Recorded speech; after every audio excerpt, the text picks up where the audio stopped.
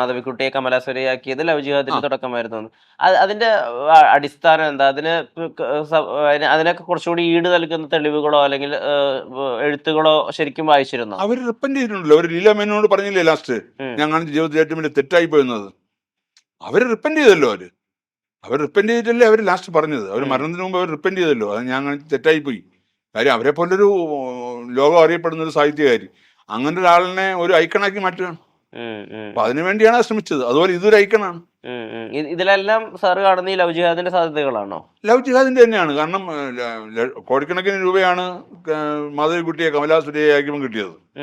അതിനിടയിൽ ഒരു പ്രസ്താവന നടത്തിയിരുന്നത് ഇപ്പൊ 100 കോടി ഒരു നടിക്ക് ഓഫർ. ഇതെല്ലാം വാലിഡ് ആയ കാര്യങ്ങളാണ്. അത് വാലിഡ് ആയ കാര്യം തന്നെയാണ്. പേര് പറയാൻ പറ്റില്ല. പേര് പറയാനല്ല. ഇതെല്ലാം കൃത്യമായ പേരും കൃത്യമായ ഇടപെടലുകളും മനസ്സിലാക്കിയിട്ട് തന്നെയാണ്. ഹോക്സ് അല്ല. അല്ലല്ല, മനസ്സിലാക്കി തന്നെയാണ് പറഞ്ഞത്. ആ വ്യക്തിയെ എനിക്കറിയാം, ആ വ്യക്തിക്കും അറിയാം. അപ്പൊ അതുകൊണ്ട് അത് ഞാൻ പറയുന്നില്ല, പേര് പറയുന്നില്ല. പേര് പറയാൻ ഞാൻ ആവശ്യപ്പെടുന്നില്ല. പക്ഷെ അത്രയും ഒരു 100 കോടിയുടെ ഓഫർ നൽകിയ ഒരു നടിയെ ഏകദേശം 10-20 കോടി രൂപ അന്നത്തെ കാലത്ത് മുടക്കിയാണ് മാധവിക്കുട്ടിയെ മാറ്റിയിരിക്കുന്നത്. ആ കാലഘട്ടത്തിൽ എത്ര വർഷമായി അത്. അപ്പം ഞാൻ ഒരു ഐക്കൺ ഉണ്ടാക്കുക എന്നുള്ളതാണ്. അപ്പൊ അത് ഈ ചില എന്താ പറയാ, ഇസ്ലാം മതത്തിൽപ്പെട്ട എല്ലാവരും തീവ്രവാദികളാണെന്ന് ആർക്കും പറയാൻ പറ്റില്ല. പക്ഷെ തീവ്രവാദികളിൽ കൂടുതൽ പേരും ഇസ്ലാം മതക്കാരാണ്. ഇപ്പൊ ഞാൻ ചോദിക്കട്ടെ, പല ആൾക്കാരും ഇന്നത് പറയണത് എന്താ, ഈ 2047 ഭാരതത്തെ ഇസ്ലാമിക രാജ്യമാക്കും എന്ന് പറയുന്ന ആൾക്കാരും ഉണ്ട് ഇവിടെ. അപ്പം അതിലേക്ക്, അവരുടെ മതത്തിലേക്ക് അല്ലെങ്കിൽ അവരുടെ അതിലേക്ക് ആകർഷിക്കാൻ വേണ്ടി ഇതുപോലുള്ള ഐക്കണുകൾ ഉണ്ടാക്കുന്നതാവാം. അപ്പൊ അതിനു വേണ്ടിയായിരിക്കും. അല്ലെ പിന്നെ ഇങ്ങനെ ഒരു കുംഭമേളയിൽ പോയൊരു പെൺകുട്ടിയെ കേരളത്തിൽ കൊണ്ടുവന്ന് കല്യാണം അയക്കുന്നത് എന്താ? ആ പെൺകുട്ടി മലയാളിയല്ല, ആ പയ്യൻ മലയാളിയല്ല, വേറെ എങ്ങും വയ്ക്കൂടെ അവർക്ക്? അപ്പൊ ഇതെല്ലാം ഒരു പ്രത്യേക അജണ്ടയുടെ ഭാഗമാണെന്നാണ് ഞങ്ങൾ വിശ്വസിക്കുന്നത്. ഇപ്പോ വലിയ പ്രതീക്ഷയോട് കൂടി എല്ലാവരും ഉറ്റുനോക്കിയ ഒരു പ്രൊജക്റ്റാണ് വേലുത്തുമ്പി തളവ. എന്താണ് അതിന്റെ നിലവിലെ സ്റ്റാറ്റസ്? അത് എപ്പോഴത്തേക്ക് മെറ്റീരിയലൈസ് ആയിട്ട് ഒരു സിനിമാ രൂപത്തിൽ കാണാനാവും? അല്ല, അത് അതിന്റെ സ്ക്രിപ്റ്റ് ഒക്കെ തീർന്നിരിക്കുകയാണ്. അഞ്ചി പണിക്കരാണ് എഴുതിയത്. പൃഥ്വിരാജാണ് ചെയ്യേണ്ടത്. അയാളുടെ ഈ പറഞ്ഞ ഒരുപാട് പടങ്ങൾ തിരക്കും, പിന്നെ എനിക്ക് ഡയറക്ഷനിലേക്ക് പോയി, അതിന്റെ പ്രശ്നങ്ങൾ കൊണ്ടൊക്കെയാണ് ഡിലേ ആയത്. പക്ഷേ അത് ചെയ്യണമെന്നുണ്ട്, ഇപ്പോഴും നമ്മൾ മനസ്സിലുണ്ട്, ആ പൈപ്പ് ലൈനിൽ തന്നെ ഉണ്ട്. പക്ഷെ അത് അറിയില്ല എപ്പം മെറ്റീരിയൽസ് ആവുന്നതായും പറയാൻ പറ്റില്ല. ആദ്യ സിനിമയുടെ ഒരു പ്രിവ്യൂ ഷോ കഴിഞ്ഞപ്പോൾ, അല്ലെങ്കിൽ അതിന്റെ ഫിലിം എടുത്ത് ഡെവലപ്പ് ചെയ്ത് കഴിഞ്ഞപ്പോൾ ആളുകൾ പറഞ്ഞൊരു കാര്യമുണ്ട്, ഇത് ഇംഗ്ലീഷ് സിനിമ പോലെ ഉണ്ടല്ലോ എന്നുള്ളത്. ഞാൻ ഇപ്പോഴും ഈ ടെക്നിക്കൽ ക്വാളിറ്റി കുറച്ചുകൂടി ഊന്നൽ നൽകിക്കൊണ്ട് തന്നെ ചോദിച്ചോട്ടെ, ഇത്രയും ടെക്നിക്കലി ഗുഡായ സിനിമകൾ നൽകിയ ഒരു സംവിധായകന് വേണ്ട രീതിയിലുള്ള പരിഗണനയും വേണ്ട രീതിയിലുള്ള അപ്രീസിയേഷനും വേണ്ട രീതിയിലുള്ള ഒരു പ്രസക്തിയും കിട്ടിയതായിട്ട് തോന്നിയിട്ടുണ്ടോ? അല്ല, ഞാൻ എൻ്റെ സിനിമാ ജീവിതത്തിൽ ഹാപ്പിയാണ്. കാരണം വേറൊന്നുമല്ല, ഞാൻ ഒരു സൂപ്പർ സ്റ്റാർസിന്റെയും പുറകെ ഞാൻ പോയിട്ടില്ല. എൻ്റെ സ്റ്റാർഡം ഉള്ള ഒരു ആക്ടർ അഭിനയിച്ചത് മമ്മൂക്ക മാത്രമാണ്, സൂര്യമാനസം. അതും അദ്ദേഹത്തിന്റെ സ്റ്റാറിനെ ഒട്ടും ഉപയോഗിക്കാത്ത ക്യാരക്ടറാണ്. പിന്നെ ഞാൻ അങ്ങനെ സ്റ്റാറിന്റെ കീരവാണി, ശ്രീകർ പ്രസാദ്. അപ്പൊ അത് ശ്രീകർ പ്രസാദ് എനിക്ക് തോന്നുന്നു മലയാളത്തില് ആദ്യം സന്തോഷ് വേണ്ടി അത് പടം ചെയ്തു. പിന്നെ എന്റെ പടങ്ങൾ ഒരുപാട് പടം ചെയ്തു ശ്രീകർ പ്രസാദ്. അപ്പൊ അതുപോലെ കീരവാണി ആ സിനിമ ചെയ്യുമ്പോൾ കീരവാണി ഇന്നത്തെ കീരവാണി ആയിട്ടില്ല. ഓസ്കാർ ജേതാവല്ല. ഓസ്കാർ ജേതാവെന്നല്ല, പുള്ളി അന്ന് കയറി വരുന്നേ ഉള്ളൂ, അപ്കമിങ് ആണ്. അപ്പൊ ഞാൻ പറഞ്ഞ അതുകൊണ്ട് അതില് സാബു സീരിയലായിരുന്നു ആ ഡയറക്ഷൻ, ജയമിൻസിന്റെ ആയിരുന്നു ക്യാമറ. അപ്പൊ അത് നമുക്ക് മമ്മൂക്കയുടെ ഒരു സ്റ്റാറിനെ ഉപയോഗിച്ച് ചെയ്ത പടമല്ല അത്. ഞാൻ അങ്ങനെ ഒരു സൂപ്പർ സ്റ്റാറിനെ വെച്ച് അങ്ങനെ പറയാൻ സിനിമ ചെയ്തിട്ടില്ല. കാരണം അവരുടെ സ്റ്റാറുടെ ഉപയോഗിച്ചിട്ടുണ്ട്.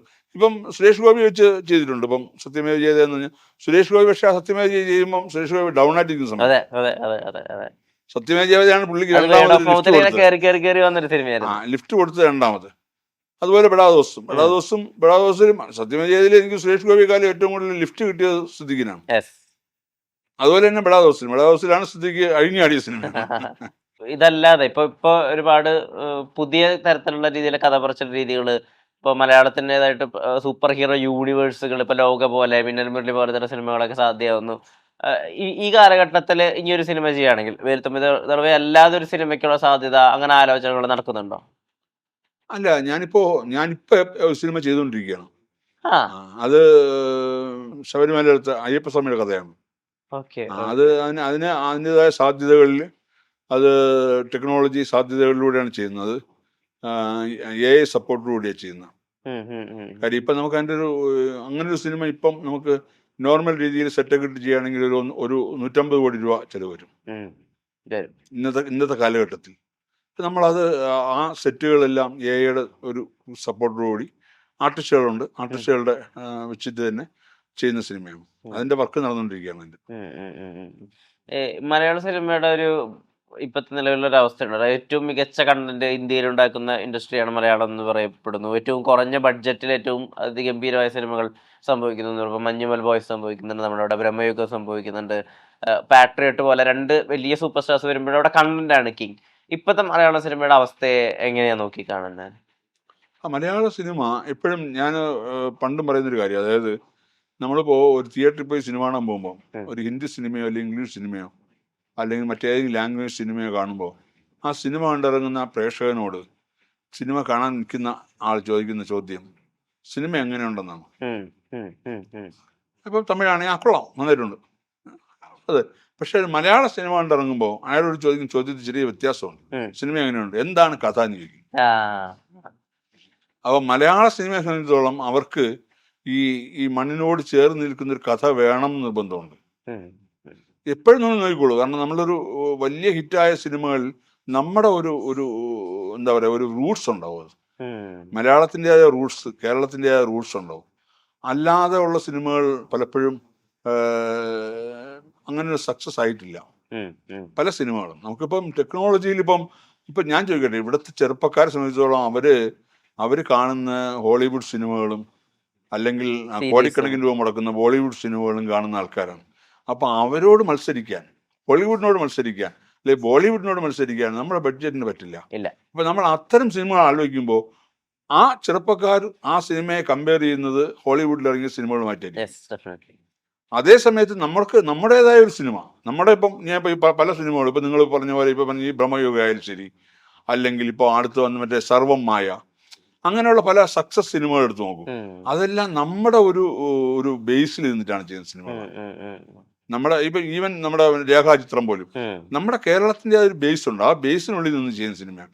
അല്ലാതെ നമ്മൾ ടെക്നോളജി മാത്രം വെച്ചിട്ട് ഈ ഷോർട്സ് മാത്രം വെച്ച് അല്ലെങ്കിൽ അതിന്റെ ഇപ്പോഴത്തെ ഒരു ഗ്രാഫിക്സ് മാത്രം വെച്ചൊരു സിനിമ ചെയ്താൽ അതിനെ നാച്ചുറലി കമ്പയർ ചെയ്യുന്നത് ഹോളിവുഡിൽ ഇറങ്ങുന്ന സിനിമകളോട് ഇതൊന്നും അല്ല, ഇതെന്ത് പൊട്ട ഗ്രാഫിക്സ് എന്ന് പറയുന്നത്. വേറൊന്നുമില്ല, ഗ്രാഫിക്സ് ചെയ്യാൻ കേരളത്തിലും അല്ലെങ്കിൽ നമുക്ക് ഹോളിവുഡിലും പോയി ചെയ്യാൻ പറ്റുന്ന ആൾക്കാരുണ്ട്. പക്ഷെ അതിന്റെ കോസ്റ്റ് താങ്ങില്ല മലയാളത്തിന്റെ കോസ്റ്റ് ഉണ്ടല്ലോ. നമുക്ക് കേരളത്തിൽ ഇത്ര രൂപയ്ക്ക് നിന്നാൽ ഇപ്പം പറയാൻ 100-150 കോടിയിലേക്ക് പോകുമ്പോൾ അതിന്റെ റിസ്ക് എന്ന് പറയുന്നത് ഭയങ്കര ഹെവി റിസ്ക് ആണ്. അപ്പൊ അതൊരു ഒരു പ്രൊഡ്യൂസറെ സംബന്ധിച്ചിടത്തോളം നമുക്ക് ആ ഒരു പടം അയാൾക്ക് സക്സസ് ആയാൽ, അയാൾക്ക് വലിയ ലാഭം കിട്ടിയില്ലെങ്കിലും നഷ്ടമില്ലാതെ പോയാലേ അടുത്ത സിനിമയെ പറ്റി അയാൾ ആലോചിക്കത്തുള്ളൂ. ഒരു ഇൻഡസ്ട്രി നിലനിൽക്കണമെങ്കിൽ അതിന്റെ നടുതൂണെന്ന് പറയുന്നത് പ്രൊഡ്യൂസറാണ്. ഒരു പ്രൊഡ്യൂസർ ഉണ്ടെങ്കിലേ സിനിമയുള്ളൂ, അല്ലെങ്കിൽ സിനിമയില്ല. നമ്മൾക്ക് എന്ത് കഥ ഉണ്ടാക്കിയാലും, നമ്മൾ എത്ര വലിയ സ്ക്രിപ്റ്റ് ഉണ്ടാക്കിയാലും, എത്ര വലിയ പ്രോജക്റ്റ് ഉണ്ടാക്കിയാലും അത് മെറ്റീരിയലൈസ് ചെയ്യണമെങ്കിൽ പണം മുടക്കാൻ ആൾ വേണം. കാര്യം ഇതൊരു കലാരൂപം മാത്രമല്ല സിനിമ എന്ന് പറയുന്നത്. സിനിമ ബിസിനസ്സാണ്. മറ്റു കലാരൂപം നിങ്ങളിപ്പോൾ മിമിക്രി കാണിക്കാനോ അല്ലെങ്കിൽ മോണോ ആക്ട് കാണിക്കാനോ എന്തെങ്കിലും അങ്ങനെ ചെയ്യുകയാണെങ്കിൽ നമുക്ക് നമ്മുടേതായ രീതിയിൽ എവിടെ വെച്ച് വേണമെങ്കിൽ കാണിക്കാം, മറ്റെന്ത് കലകളും. പക്ഷെ ഇത് ടെക്നോളജിയാണ്, ടെക്നോളജിയിലൂടെയുള്ള കലയാണ്. അപ്പൊ ഇത് ബിസിനസ് തന്നെയാണ്. ആ ബിസിനസ് മൈൻഡോട് തന്നെ സിനിമയെ കാണണം. സിനിമയ്ക്ക് ബിസിനസ് വേണം, തീർച്ചയായിട്ടും വേണം. അല്ലെങ്കിൽ പിന്നെ സിനിമ അർത്ഥമില്ല. നമ്മൾ പടം എടുത്തുകൊണ്ടിരിക്കുന്നു, പടം എടുക്കുന്ന പ്രൊഡ്യൂസറെല്ലാം പൊട്ടിക്കൊണ്ടിരിക്കുന്നു. ഇപ്പം ഞാൻ ചോദിക്കട്ടെ, പഴയ കാലത്ത് എത്ര പ്രൊഡ്യൂസേഴ്സ് സിനിമ എടുക്കുന്നു? എന്തുകൊണ്ട് എടുക്കുന്നില്ല? മലയാളത്തിൽ എണ്ണം പറഞ്ഞ എത്രയോ കമ്പനികളുണ്ട്. അവരാരെങ്കിലും സിനിമ ചെയ്യുന്നുണ്ടോ? ഇപ്പൊ ഏതെങ്കിലും പുതിയ ഒരാൾ വരും, അയാൾ പൈസ മുടക്കും, ആ പൈസ പോവും. അയാളുടെ ഇപ്പൊ തന്നെ അടുത്ത കാലത്ത് പ്രൊഡ്യൂസർ കരയുന്ന കണ്ടു, ആത്മഹത്യ പോകണമെന്ന് പറയുന്നത് കേട്ടു. അപ്പൊ അതൊക്കെ നമുക്ക് തെറ്റല്ലേ? കാര്യം നമ്മളൊരു സിനിമയ്ക്ക് ഒരു ബഡ്ജറ്റ് ഉണ്ടാവണം. ആ ബഡ്ജറ്റിനുള്ളിൽ തന്നെ സിനിമ ചെയ്യണം. പക്ഷെ അതിനകത്ത് വേരിയേഷൻസ് വരാം, പല കാരണങ്ങൾ കൊണ്ടും. ഒരു ദിവസം നമ്മൾ ഷൂട്ടിംഗ് പ്ലാൻ ചെയ്യുന്നു, അന്ന് ഫുൾ മഴയായി പോയി, ഷൂട്ട് ചെയ്യാൻ പറ്റില്ല. ഒരു ദിവസം ഷൂട്ടിംഗ് പ്ലാൻ കഴിഞ്ഞാൽ 10-15 ലക്ഷം രൂപ പ്രൊഡ്യൂസറുടെ പോക്കറ്റിൽ നിന്ന് പോവാണ്. കാരണം അത്രയും പേര് താമസിക്കാനുള്ള സൗകര്യം, അന്നത്തെ ബാറ്റ ഗീറ്റ എല്ലാം കൂടെ പറഞ്ഞിട്ട് 10-15 ലക്ഷം രൂപ ഇന്നത്തെ കാലത്ത് പോക്കറ്റിൽ നിന്ന് പോകും. അപ്പോൾ അതുപോലുള്ള കാര്യങ്ങൾ കൊണ്ട് ബഡ്ജറ്റിൽ വ്യത്യാസം വരാം. പക്ഷേ ഞാൻ ഒരു ഇതുമില്ലാതെ ഇരട്ടിയായിട്ടൊക്കെ ബഡ്ജറ്റ് പോകാന്ന് പറയുമ്പോൾ അത് ഒരു ശരിയായ രീതിയല്ല. പിന്നെ തുടങ്ങിപ്പോയില്ലേ, എങ്ങനെയും തീർക്കണം എന്നുള്ള അവസ്ഥയിലേക്ക് പല പ്രൊഡ്യൂസേഴ്സും വരും. അപ്പോൾ അങ്ങനെയൊക്കെ വരുമ്പോൾ സിനിമ എന്ന് പറയുന്നത് നമുക്കൊരു ഒരുപാട് പേരുടെ ആഹാരമാണിത്. ഇതുകൊണ്ട് ഒരുപാട് പേര് ജീവിക്കുന്ന